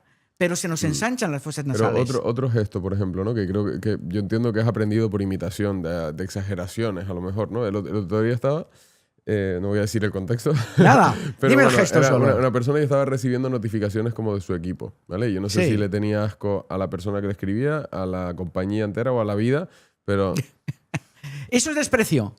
sí, Eso que estás haciendo tú, labio, pero muy exagerado. A esa no Era hemos llegado como todavía. Mirar el teléfono y hacer...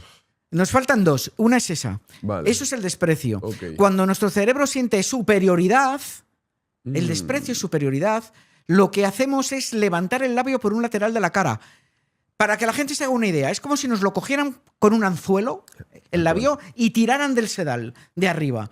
Y entonces pega un latigazo el labio por un lateral de la cara. Y se nos suele crear una línea que se llama la línea nasogenial. Me da igual. El tema es que nos pega un latigazo por un lateral. Eso no es ira, ¿eh? Ni es asco.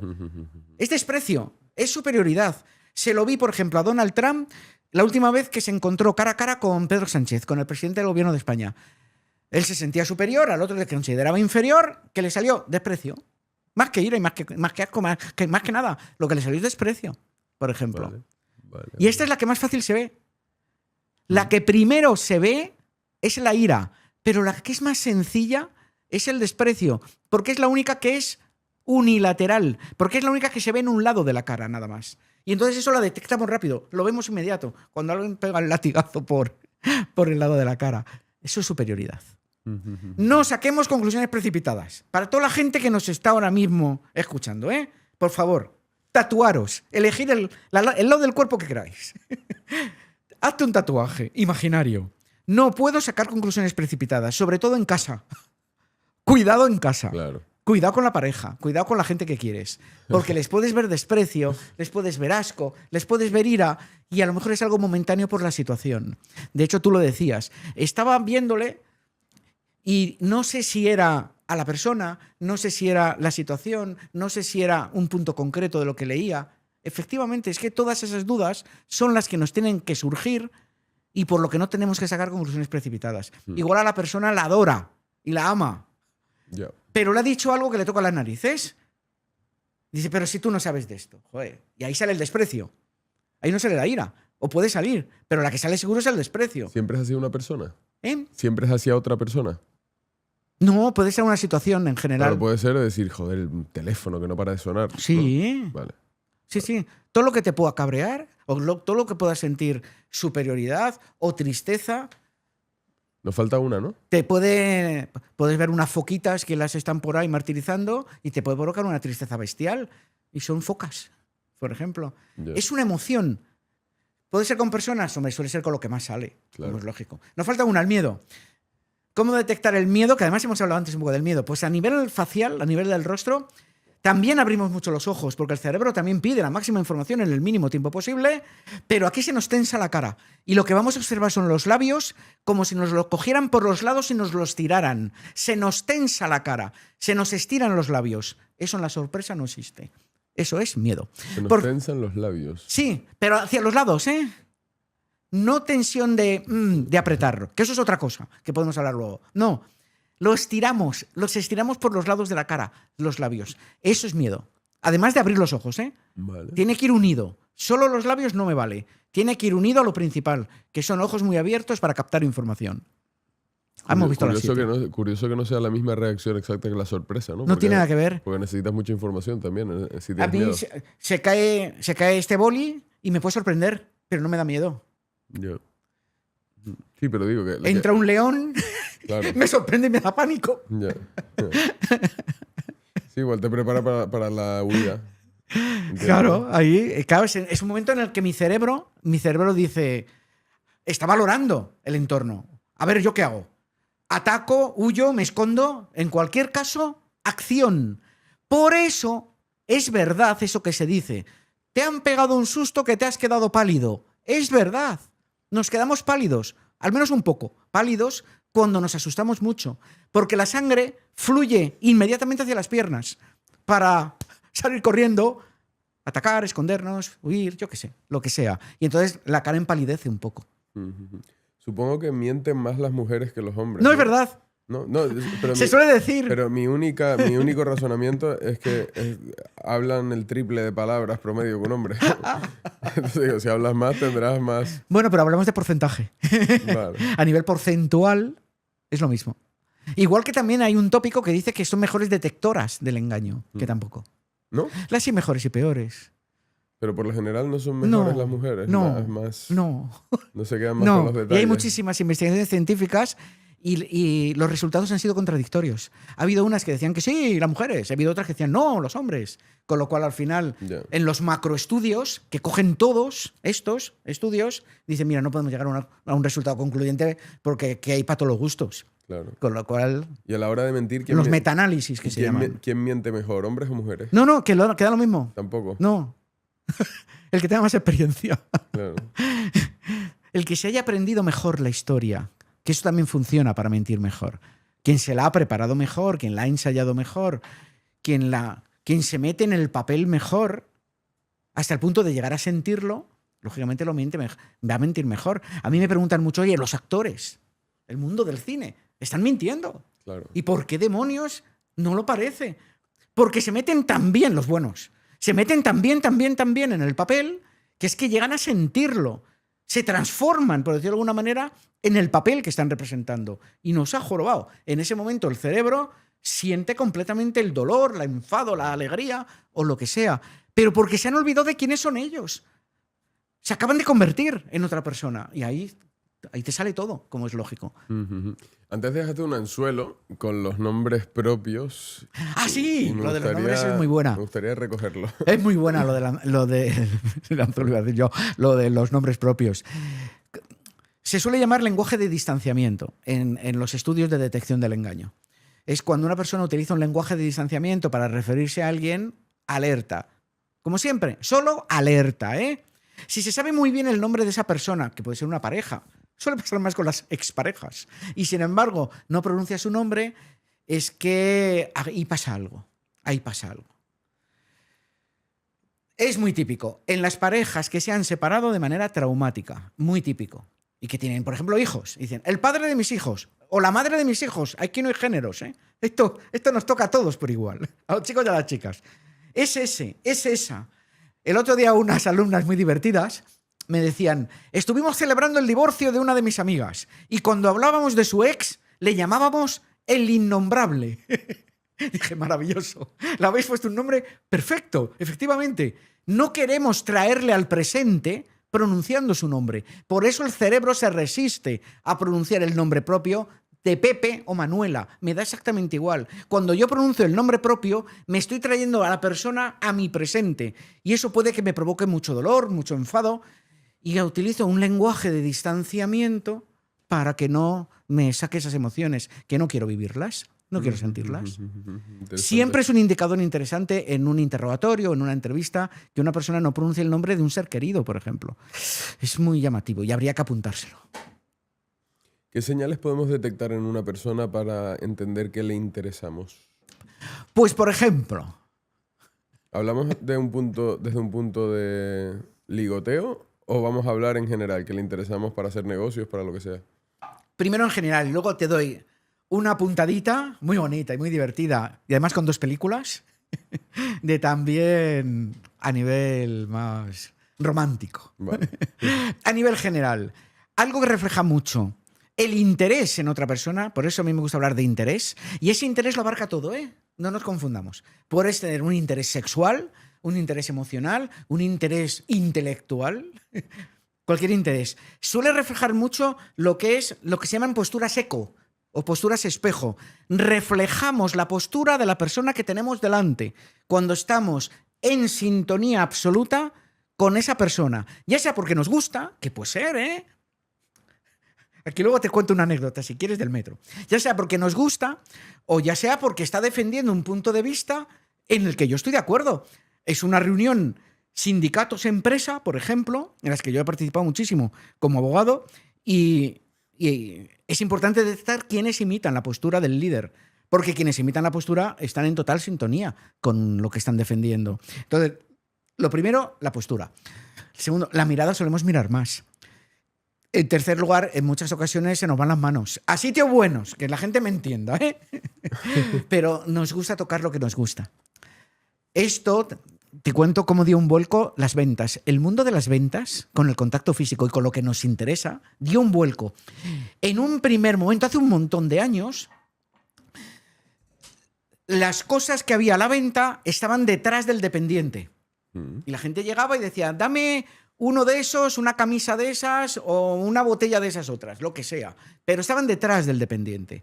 Hasta que un tío listo por ahí, o una tía lista, no tengo ni idea, dijo, no, lo voy a sacar y lo voy a poner delante de mí.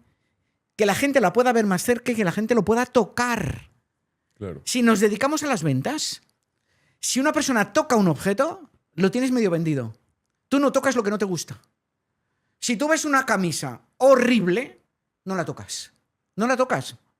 No te acercas a ella. Y menos el contacto físico, que eso ya es un hilo muy cercano a nivel mental con el objeto. Pues con las personas nos vale igual. Y en esto, en las ventas, arrasó en ventas. Por eso, a día de hoy, vamos por los centros comerciales y lo podemos tocar todo. Toma, claro. Y cuanto más toquemos, más se encapricha el cerebro de ello, evidentemente. En cuanto a las relaciones personales, pues a veces, y a algunas personas, más los extrovertidos, se nos van las manos. Y tocamos un brazo, tocamos un hombro, pero simplemente el hecho de la amistad, el hecho de una buena relación lo puede provocar para que la gente no saque conclusiones precipitadas. Como todo, como todo. Pero a mí la que más me gusta es la postura eco. El mimetizarte corporalmente con la otra persona. Esto lo podemos hacer a posta. Y ahora os enseño cómo hacerlo. Es muy divertido. Es para que cuando la otra persona se vaya de nuestra compañía, se vaya pensando, por lo menos, qué majos somos. Oye, cómo me ha escuchado, cómo me ha hecho sentir importante. Todo eso está muy bien. Y eso lo puede provocar una postura eco. ¿Cómo lo vamos a hacer? Una postura de imitación corporal. ¿Cómo lo vamos a hacer? Con 2 consejos. Primer consejo. Nunca, requete nunca, se imitan los gestos.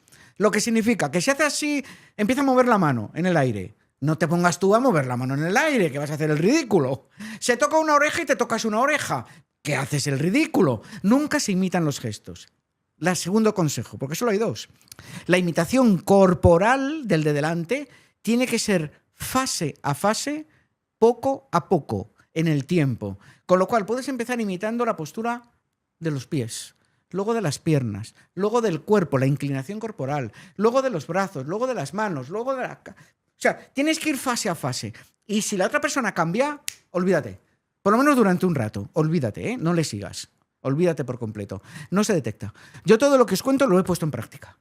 Ya sea ahora, en estos 12 años que llevo como analista del comportamiento no verbal, o ya sea en mis 25 años de abogado. Y os aseguro que es espectacular. Es buenísimo. Y no tratamos de engañar a nadie. En este caso, por ejemplo, lo que quiero es que la persona se vaya de mi compañía con esa sensación de que me he preocupado por ella, que eso está muy bien. Yo no estoy pretendiendo engañarla, ¿eh? Que la gente no confunda esto con la manipulación, que me lo han dicho unas cuantas veces. En mi tercer libro, en Deja que se salgan con la tuya, me dicen, eso es un manual de manipulación. Digo, no, porque la manipulación conlleva engaño. Engaño. Yo no digo que engañes a nadie, digo que utilices los recursos que nos ha dado la evolución del ser humano en tu beneficio, pero sin engañar a nadie. Y siempre sintiéndote cómodo con lo que haces. Si estás incómodo, no lo hagas. ¿Y si no? Sí, sí, sí. No, te iba a contar la anécdota esa que no quería que se me olvide, la historia romántica esa de las pelis. Bien, súper. Esa está muy bien, es muy divertida. A ver, es en una de Piratas del Caribe y es en otra. El protagonista es Clint Eastwood. Él hace de. Ya está mayorcito. Y ya hace de guardaespaldas del presidente de los Estados Unidos. A lo mejor algunos os acordáis del título. A mí se me van los títulos con mucha facilidad. Y está ahí tonteando, medio ligoteando, con otra que es también una policía, una del servicio secreto. Están en una escalinata allí en Estados Unidos, en una escalinata sentados tomando un helado. Y cuando acaban de tomar el helado, él está muy interesado en ella. Ella se marcha. En el caso de Piratas del Caribe, ella se marcha de cuando está con él. Y ambos dicen lo mismo, que se vuelva y me dé una última miradita. Si me da una última miradita es que le intereso. Solemos, es verdad, solemos lanzar una última miradita hacia atrás, hacia esa persona que nos interesa, que nos atrae. Y esto sí que está relacionado más con el terreno más romántico, ¿eh? No con el intelectual. Cuando alguien nos gusta mucho, sobre todo que no lo hemos conseguido, o que igual llevamos una semana, llevamos poco tiempo, pero sobre todo nos interesa muchísimo esa persona, estamos loquitos por ella o por él, esa última miradita que nos queremos llevar en el recuerdo la solemos hacer volviendo la cabeza hacia ella o hacia él. Estamos hablando todo el tiempo de un análisis de la contraparte, pero ¿qué estímulo podría lanzar de repente sobre el tablero una persona para saber si le interesa a la otra persona? La imitación corporal, por ejemplo. Vale. Y saber si me sigues. Eso sería muy bueno. Yo te cambio de postura y te cambio de tema. Lo que hay que hacer es un cambio de postura con cambio de tema. Y quiero ver si me sigues. Si me sigues, te intereso. Si no me sigues, no significa que no me intereses, ¿eh? Pero no estás volcado completamente en lo que yo te estoy contando. Que no hay una imitación corporal. Otra cosa que podemos hacer son los asentimientos de confirmación. En cuanto hacemos asentimientos de confirmación, o nos hace la persona un asentimiento de confirmación, ahí hay un enganche inmediato con la otra persona. De hecho, algo que yo hago en algunas conferencias, ahí soy un poco bicho. Juego un poco con la comunicación. Me siento en las primeras filas y a veces le digo a mi mujer, verás cómo a partir de dentro de 2 minutos la charla me la va a dar solo a mí y va a dejar de mirar a todo el mundo. ¿Qué es lo que hago? Le miro directamente. Asiento con la cabeza. ¿Qué estás haciendo tú? ¿Te estás dando cuenta? Asintiendo con la cabeza. Son las neuronas espejo. Solemos reflejarlos, los mismos movimientos. Y le sonríe sutilmente. ¡Buah! Parezco el tío más encantador del mundo y que me está entusiasmando lo que está contando. Con lo cual, a nivel automático, nos gusta la gente a la que gustamos, con lo que nos empieza a contar toda la historia a nosotros.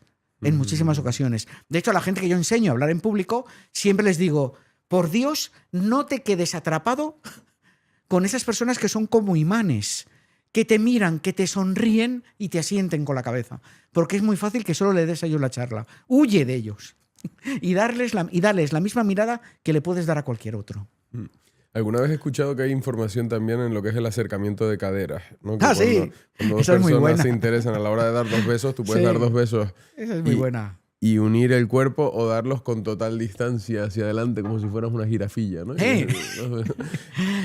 Si queremos saber hasta qué punto hay complicidad, no significa que haya una relación sentimental entre ellos, ¿eh? No, simplemente que hay mucha confianza. Lo vamos a dejar en eso. Que hay mucha confianza entre 2 personas cuando se dan 2 besos en la cara. No nos vamos a fijar en la cara, ni nos vamos a fijar en los besos. Nos vamos a fijar, como muy bien has dicho, en la zona de las caderas. Cuando tenemos mucha confianza con la otra persona, juntamos caderas. Cuando no tenemos tanta confianza, que puede ser simplemente, que es que la acabamos de conocer, ¿eh? No lo interpretemos mal, no es que nos llevemos mal, no, es que nos la acaban de presentar. Caderas hacia afuera de ambos y dejamos que por medio pase el aire, que podríamos decir. Los culillos para afuera, hablando así en términos muy, muy de calle. Los cuerpos hacia afuera suele significar justamente lo contrario. Y lo que sí te puedo comentar, hablando del tema del interés, son las 3 señales que yo he llamado del desamor. Me vale para cualquier tema, ¿eh? También para un tema profesional, me vale, también me valdría. O sea, no solo para el amor, que sí, sin lugar a dudas funciona, pero también me vale para un interés a otro nivel. No te miro, no te toco, no te nombro. Si confluyen las 3, cuando antes sí lo hacía, ¿eh? Cuando antes sí lo hacía, alerta. Te he dejado de tocar, te he dejado de mirar y te he dejado de nombrar. Y utilizo lo que te he explicado antes, el lenguaje de distanciamiento. En ese caso, alerta. Porque puede que algo ha sucedido que nos ha alejado. Puede ser una bronca momentánea o puede ser algo mucho más duradero. ¿Cómo diferencias la... Bueno, antes de salir, ¿qué otros... O sea, estos son los 3 pilares fundamentales que dirías, ¿no? Pueden estar las distancias también. Pero ¿qué podemos leer también? Porque si tú estás hablando con una chica, por ejemplo, y tiene los pies puestos hacia otro lugar, es que no tiene ningún interés en ti, por ejemplo. Lo normal es que nuestro cuerpo, de pies a cabeza, estén dirigidos hacia la persona que nos interesa mucho. Claro. Habitualmente dirigimos todo nuestro cuerpo hacia la persona que podemos decir que queremos abrazar, por decirlo de una manera muy metafórica, por favor, tomármelo solo como metafórico. Cuando a alguien nos interesa mucho, todo nuestro cuerpo se dirige a la otra persona. Pero ahora bien, si la conversación es un poco larga, nos cambiamos de postura, es que es humano. Lógico. Y nos cruzamos de piernas, nos cruzamos de brazos. Es un tópico lo del cruce de brazos, eso que tanto se dice, que es un rechazo o es una barrera. Es un falso tópico, ¿no es verdad? ¿Qué significa el cruce de brazos? Porque yo lo he escuchado tanto que yo a veces mi posición natural es estar así. Claro, pero digo, porque estás a gustito. Sí. Que eso lo entiende todo el mundo. Claro. Estás a gustito. Pues eso es lo que significa habitualmente el cruce de brazos. Yeah. Estás a gusto. Primero. Segundo, si veis la foto oficial de Barack Obama que tenía en la Casa Blanca o del rey Felipe aquí en España, que está en todos los despachos oficiales, ambos están de brazos cruzados y suelen mostrar una mano sobre el otro brazo. Una mano. Eso es seguridad, eso transmite seguridad en uno mismo. Están muy preparadas, ¿eh? O sea, que uno no se ha caído de un guindo. En eso, esas fotos oficiales suelen estar muy preparadas y transmiten muchísima seguridad. Ahora bien, bueno, en otro caso, por ejemplo, que me pasa a mí con mi mujer. Salimos por la tarde, 8:30 o 9 de la noche, a dar un paseo. Y hace fresquito. ¿Qué hace? Se cruza de brazos. ¿Por qué? ¿Porque rechaza algo? No, porque se da calorcito. Estoy cargándome el tópico, me lo estoy cargando. Ahora bien, siempre hay un fondo de realidad también en los tópicos. ¿Cuál es el fondo de realidad? Te lo voy a contar con una entrevista que le hizo Risto Mejide a José Luis Rodríguez Zapatero. Estaban hablando muy cómodamente en el Chester, allí en un sillón, muy a gustito, el cuerpo muy expandido corporalmente, y llega una pregunta y le dice: oye, José Luis, ¿tú no crees que los presidentes del gobierno deberíais saber inglés? ¡Wash! Brazos cruzados y cuerpo hacia atrás. Hay que buscar un detonante, no un simple cambio de postura. Una persona que está en un curso o está viendo la tele o está en una entrevista o está donde sea y de pronto se va cambiando de postura y algunas veces se pone de brazos cruzados. Eso no es. Busca si hay un detonante. Si hay un detonante, sí que puede que pase algo. Y procura que se repita. Ya sabéis, cambiamos la conversación y cuando esté más desprevenido, ¡zasca! Entramos a preguntarle sobre lo mismo con diferentes palabras. A ver si se repite. ¿Cómo se repita? Tenemos patrón. Aquí pasa algo. Aquí pasa algo. Y ahí sí que puede ser una barrera o puede ser un rechazo. Pero no seamos matemáticos en esto. Eso de... Si una persona se cruza de brazos es una barrera. Ya está. Y ahora va a parecer que he sido poseído porque ahora os voy a decir lo contrario. Ya esta la ha poseído alguien. Si vais a una entrevista de trabajo o a una entrevista importante, no os crucéis de brazos. ¿Por qué? Ahora viene la explicación. Porque este tópico ha calado mucho. Ya. Y es muy fácil que el entrevistador crea que si te cruzas de brazos durante la entrevista, estás en barrera, estás rechazándole y no quieres hablar con él y no sé qué. Cuando estás a gusto, simplemente estás a gusto. Por lo tanto, mi consejo es que no te cruces de brazos. Aparte de que también lo aconsejaría porque para comunicar con otra persona son maravillosos los gestos ilustradores, los gestos de las manos. Cuanto más convencidos estamos de algo, si somos bailones como yo, más movemos las manos. Cuanto menos convencidos, más nos paralizamos. A los que son como yo, y por eso te doy varios golpes al micro. Menos mal que lo tenéis protegido y así no te lo rompo. Bueno, son los brazos cruzados también. ¿Qué arsenal de armas tenemos para convencer a alguien? Tenemos muchísimas. Persuasión. Y sobre todo para persuadir a una persona. Hay técnicas de persuasión muy divertidas. Una de ellas que cala mucho en la gente es...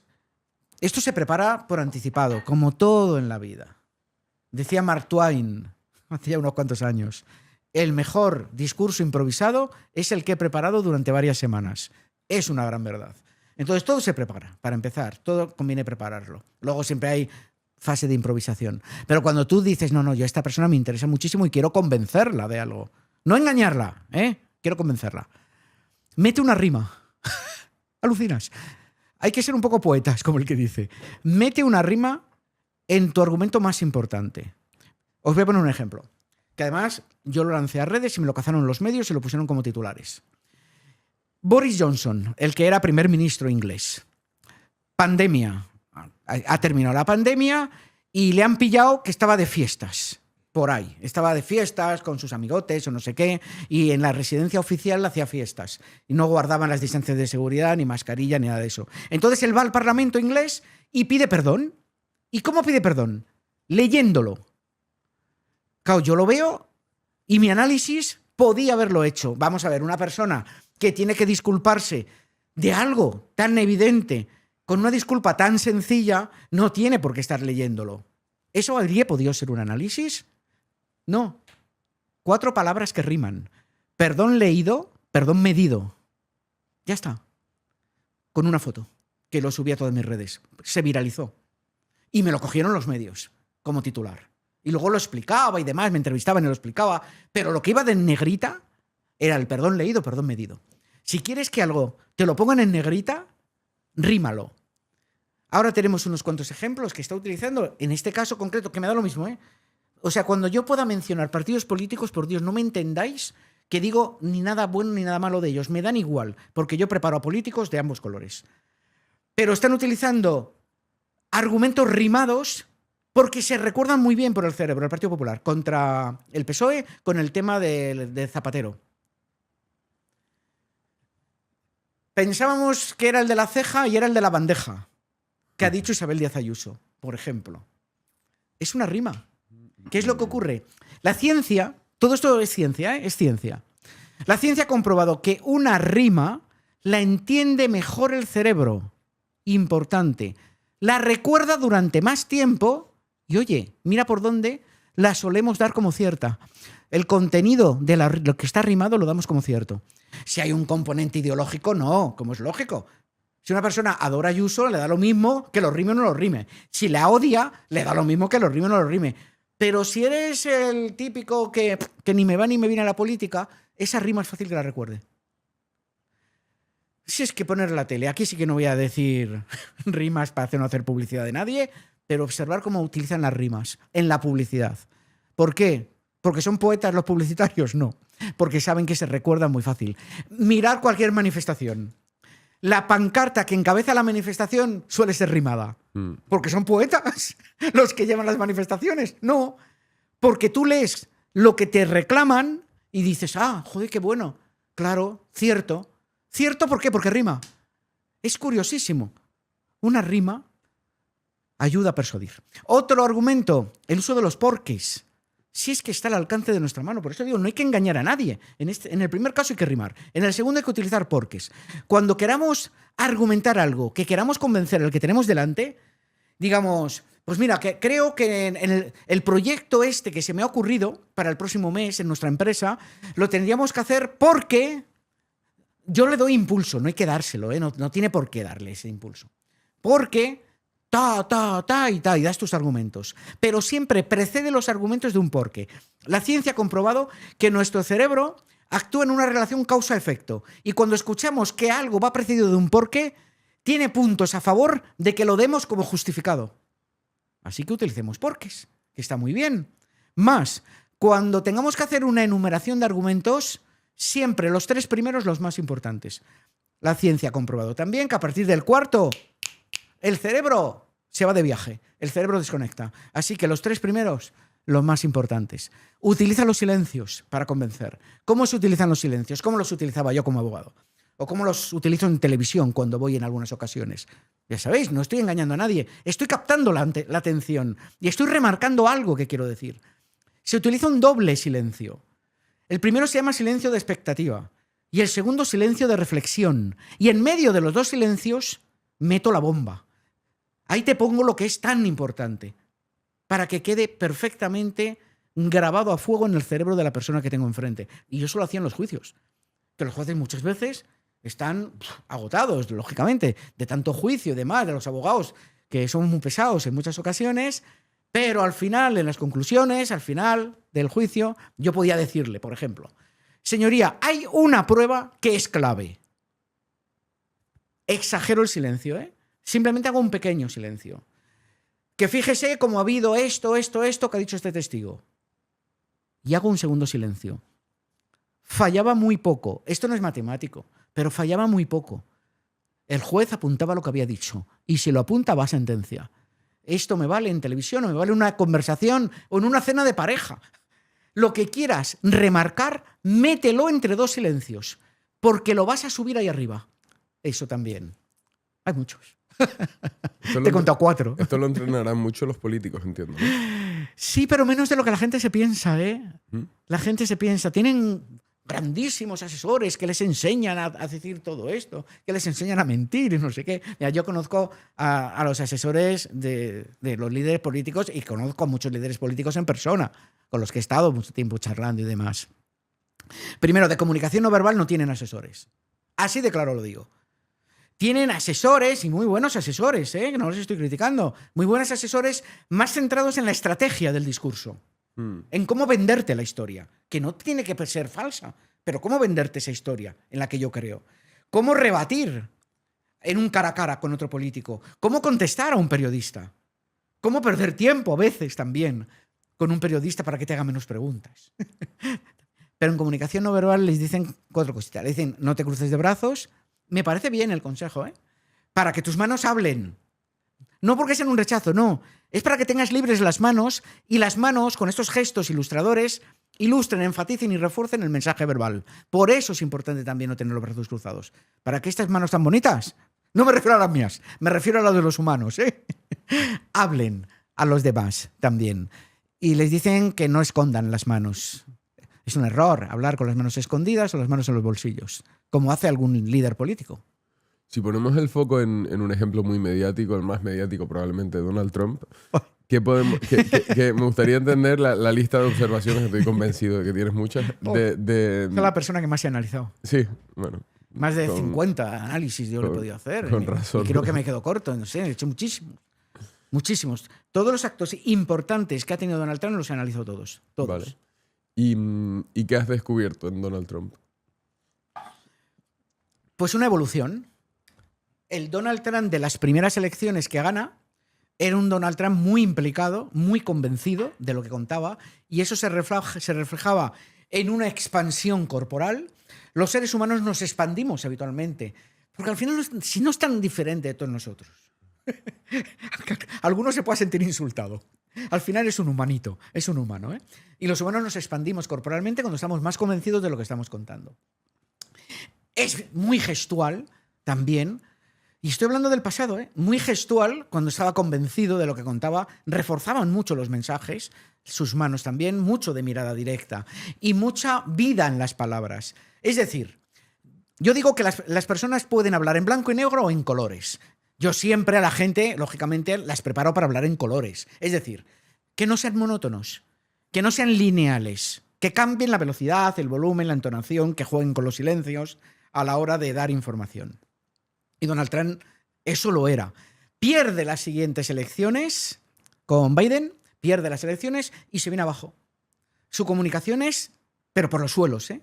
Es una persona totalmente congelada corporalmente, que parece que le hubiera salido un poco de chepa en la espalda, porque iba como con los hombros cargados y la mirada hacia el suelo. Estaba totalmente hundido, sobre todo al principio, ¿eh? Sobre todo al principio. Por mucho que dijeran que le habían falseado las elecciones, pero no lo decía con seguridad. Porque no era el Donald Trump seguro de antes de las elecciones que yo le conocía muy bien. No, ni mucho menos. Y de pronto sube para las siguientes elecciones y se vuelve a implicar más. Pero como en las primeras, no, nunca ha llegado a como en las primeras. Nunca ha llegado a eso. Más implicado, sí, pero menos convencido. Le veo como más agotado, le veo como más cansado también. También es otra edad, supongo, ¿no? También puede contar la edad. Bien. Para terminar el podcast me gustaría contar con mi análisis. No, hombre, no. Que no me vas a hacer tu análisis. Te voy a hacer tu análisis. Que te voy a hacer tu análisis. En principio, estás dirigido corporalmente hacia mí. Demuestras mucha empatía. ¿Y cómo? Con esos asentimientos de cabeza que te las hacía aposta a veces para ver si lo reflejas. ¿Sabes que los psicópatas no reflejan esto? Te entendí mal. No lo te entendí. reflejan. ¿Sabes que eres psicópata? No, y yo, espera, no, ¿cómo? no. Justamente lo que tú haces no lo hacen los psicópatas. Fijaros, una cosa curiosa de los psicópatas también, ellos carecen de dos emociones. Hemos hablado de emociones. Los psicópatas no tienen ni miedo ni tristeza. Con lo cual eso no lo vamos a ver. Lo pueden intentar simular, pero no les sale bien. Ni el miedo ni la tristeza. Ni siquiera le salen las microexpresiones. No les salen, no las sienten. Suelen transformarlo en ira o desprecio. Como ya además nuestra gente ya está súper acostumbrada a esto, no le salen la tristeza ni le sale el miedo. No hay tristeza y miedo. Y lo suelen transformar en desprecio y en ira. Porque ellos mismos muchas veces se dan cuenta que los estás metiendo en un terreno resbaladizo. Ellos saben, que no son como los demás. Lo saben perfectamente, que no son como los demás. Y hay una investigación, que es lo que te iba a comentar ahora, que se está concluyendo. Creo que no se ha concluido todavía, que es muy curiosa. Tú sabes que cuando bostezamos, el de delante bosteza. Solemos imitar el bostezo. Esto se ha provocado por la empatía y las neuronas espejo. El psicópata no imita el bostezo. Alucinas, ¿eh? Los psicópatas no imitan el bostezo. ¡Cuidadito! ¡Cuidadito, eh! Que os estoy viendo. No me hagáis la prueba con el ex o con el jefe. Como no me ha bostezado, es un psicópata. No, vamos a ver. Que se necesitan muchas más cosas. Es solamente un indicio pequeñito. Un indicio pequeñito, ¿eh? Se necesitan unas pruebas clínicas para saber que una persona realmente es un psicópata. Vale, y entre la psicopatía y el narcisismo en cuanto a comunicación no Claro, verbal, ¿qué es lo que ocurre? Y además hay muchas personas que lo confunden.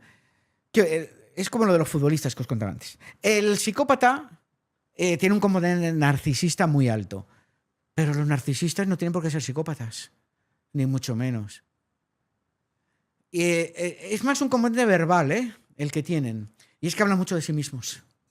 Hablan mucho de sí mismos. Tanto el narcisista como el psicópata, porque tiene ese ingrediente narcisista. Pero luego tienen otros que no lo tienen. Un psicópata, por ejemplo, suele tener unos gestos muy repetitivos con las manos y con los brazos, pero son paralelos. Es decir, no bailan con las manos, ni hablan primero con una mano, luego hablan con otra. No, se le llaman gestos rítmicos. Es como si fueran directores de orquestas con dos varitas en las manos y están haciendo lo mismo con las dos manos a la vez todo el tiempo, ¿eh?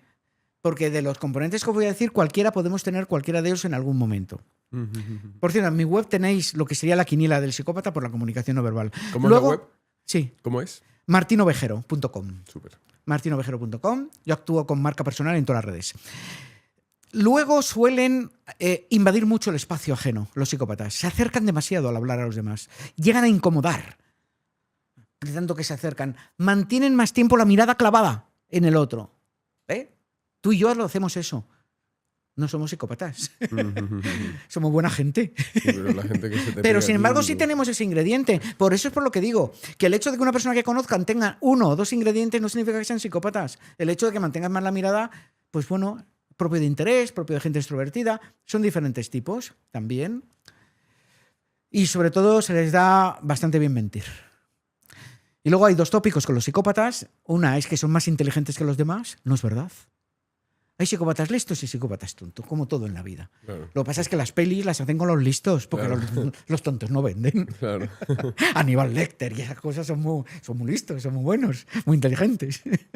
Claro, un psicópata tonto podría vender para una comedia, podría ser divertido. Igual doy una idea por ahí a alguien, hacer una comedia con un psicópata tonto. No, ni son asesinos. Son lo mínimo. O sea, mínimo los asesinos, que son psicópatas. Pero cuidado con caer en manos de un psicópata, porque es muy fácil que te expriman, digo yo, como una naranja, y cuando te han cansado y han sacado todo de ti, si tienes suerte, te tiran a la basura y van a por otra naranja. Si tienes mala suerte, luego la naranja la parten en cachitos. O sea, lo que sí son muy destructivos con la gente cercana. El psicópata sabe lo que tú quieres en general. Vamos a hablar de los listos, ¿eh? Sobre todo, saben lo que tú buscas, saben lo que tú quieres. Sobre todo funciona mucho en las relaciones de pareja. ¿Qué quieres? ¿Que te toque una oreja? Pues te voy a tocar una oreja. Para decir una cosa muy absurda. Van a entrar ¿Que te gustan las flores? Vas a tener flores a todas horas. ¿Que te gustan los globos de colores? Vas a tener globos de colores a todas horas. Que eso no significa que el que te regale globos sea un psicópata, por Dios. Pero ya sabes, siempre te va a dar todo lo que quiere hasta que consigue de ti todo lo que le apetece. Y ya cuando ha conseguido de ti todo lo que le apetece, ya no le interesas. Y pasa al otro extremo, a la destrucción o al olvido. A la destrucción o al olvido de esa persona. De la víctima. De la otra persona, claro. Sí. Si yo soy el psicópata y tú eres mi víctima, lo mejor que te podría pasar es que te olvidara y empezar a pensar en otro. Y eso es para siempre. Sí, habitualmente ya cambian. Cambian de víctima. No, me refiero. Un psicópata no deja de ser psicópata. No. Son de nacimiento. No hay que confundir el psicópata con el sociópata. El psicópata, por eso lo separo, la palabra psico es de aquí, del cerebro. Es de nacimiento, ¿eh? Es de nacimiento. El psicópata tú no le cambias. No es por traumas de la infancia. Ese es el sociópata. Sociedad. El sociópata, que viene de la sociedad, es porque habitualmente ha tenido una infancia tan bestia, tan dura, que le ha hecho casi convertirse como si fuera un psicópata. Es decir, no sentir empatía, no ponerse en tus zapatos, tener la necesidad casi enfermiza de mentir, pero porque lo ha sufrido mucho de pequeño. A ese sí le puedes cambiar. Al sociópata sí le puedes cambiar. Y hay una pregunta muy interesante que se hace a gente que está en prisión, asesinos que están en prisión y que tienen algún grado de psicopatía, que es, ¿volverías a repetir el delito? ¿Te arrepientes de lo que has hecho? Imagínate que mató a toda la familia o a su pareja. ¿Te arrepientes? Sí, me arrepiento. ¿Por qué? Ahí está la clave. Porque me la han hecho pasar muy mal en prisión. No por la víctima. Nunca por la víctima. Porque me han pegado palizas, porque me daban menos de comer, porque llevo aquí 20 años sin conocer la libertad. Pero yo he dado conferencias sobre psicópatas y pongo algunos vídeos y hay uno de ellos que dicen, mirar, es que yo soy como soy. Yo soy como soy. Si a mí me dejan en libertad, volveré a hacerlo. Este violaba tías, violaba mujeres y utilizaba mucho el engaño. Se vestía de ejecutivo y a autoestopistas paraba y si veía que la chica desconfiaba, miraba el reloj y decía, bueno, venga, date prisa porque no tengo toda la tarde y tengo prisa en llegar al pueblo este, a donde sea. Entonces la persona piensa que es un ejecutivo con prisas y transmite confianza. Juegan mucho con el engaño. Asesinos en serie. Este era un asesino en serie. Otro se entablillaba el brazo a la salida de la universidad. Se había fijado en su víctima previamente y eso se lo contaba a mi hija cuando era más pequeña. Le decía, ten cuidado, porque ellos se hacen parecer víctimas. Claro. Y se ponía el brazo con una escayola que era falsa. Y aquí, en la otra mano, llevaba libros. Si luego me acuerdo, os digo el nombre. Es que se me van los nombres. Son tantos. Es muy famoso, americano. Le condenaron a muerte. Tiraba los libros delante de su víctima. Sabe lo que va a pasar. La víctima, como es normal, le ayuda y le devuelve los libros. ¡Ay, muchísimas gracias! ¡Qué maja, qué maja, qué maja! Da 2 pasos en la misma dirección de la víctima y vuelve a tirar los libros. Y decía, oh, ¡ay, perdóname, de verdad! Si es que no te quiero molestar, si no sé qué. A ver si de una vez llego, si tengo el coche ahí a la vuelta, a ver si llego. Te está lanzando el cebo. No te preocupes, que yo te los llevo. el coche evidentemente está a la vuelta, está en un sitio donde no podrá ser observado. Y cuando deja los libros en el maletero, aprovecha para darle un golpe en la cabeza a la persona, la deja inconsciente, la mete en el maletero y la próxima noticia está muerta y violada. Si me acuerdo, te digo el nombre. Es conocidísimo, pero ahora no me acuerdo. Sí, Será de los estos asesinos habrán- en serie más habrán conocidos de Estados Unidos. Ujú. Pues José Luis, ha sido un verdadero placer hablar contigo. El placer es mío. Muchas gracias por venir. Nada, el placer es mío y espero que, sobre todo, lo más importante es que quienes han estado acompañándonos, esto les guste y les sirva para su día a día. 100%, muy útil, ¿eh? Muy bien, gracias. Un placer.